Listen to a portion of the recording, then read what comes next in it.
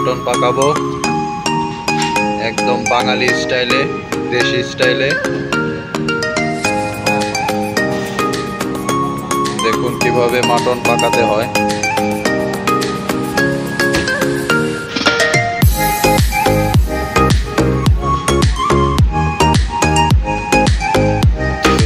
টক দই ঢেলে দেওয়া হলো, মরিচ, কাঁচামরিচ, টক দই,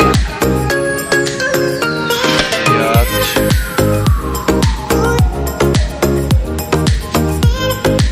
আদা রসুন পেস্ট, সব ধরনের মশলা আছে, দারচিনি, ব্ল্যাক পেপার, লং, এলাচ, এটা হচ্ছে সরিষা,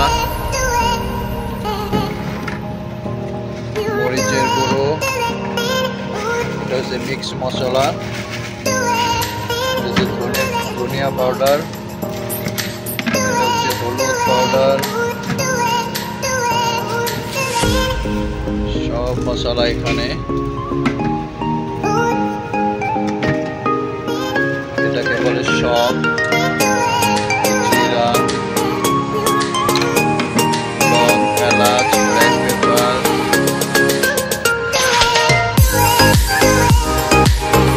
তেজপাতা, দারচিনি,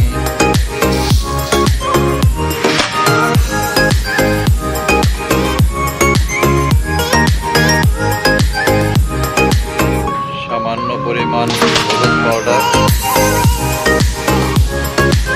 একটু মরিচের পাউডার, এটাকে বলে কারি পাউডার, মিক্স মশলা, ধনিয়া পাউডার,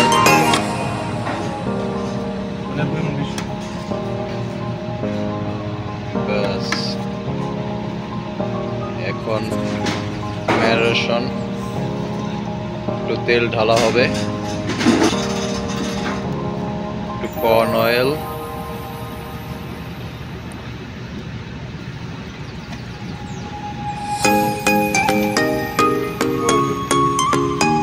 একটু চিকেন মশলা, এটা হচ্ছে বিরিয়ানি মশলা, একটু ঢেলে দেওয়া হলো ফ্লেভারের জন্য বিরিয়ানি মশলা। এখন মিক্সিং করা হবে, মিক্সিং করে একদিন পুরো 12 ঘন্টা রেখে দেব, তারপরে এটাকে পাকাবো।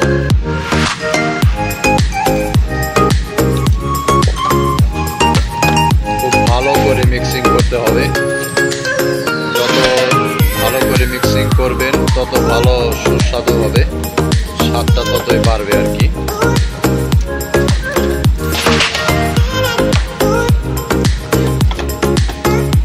যারা যারা আমার এই চ্যানেলটি দেখছেন তারা সবাই এরকম ভিডিও পেতে চাইলে সবাই আমার চ্যানেলটি সাবস্ক্রাইব করবেন।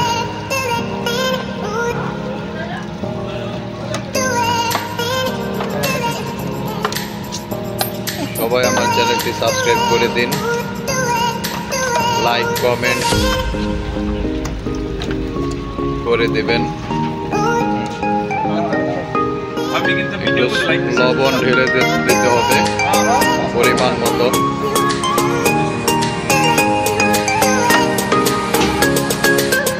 খুব ভালো করে মিক্সিং করতে হবে। বসিয়ে দিলাম মটন পায়া,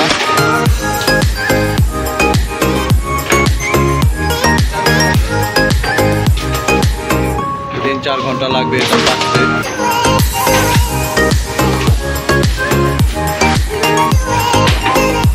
ওকে, পরবর্তীতে আমি দেখাবো কিভাবে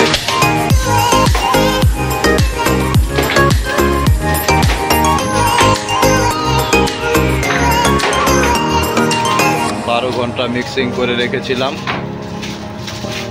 এখন হান্ডিতে বসিয়ে দিয়েছি।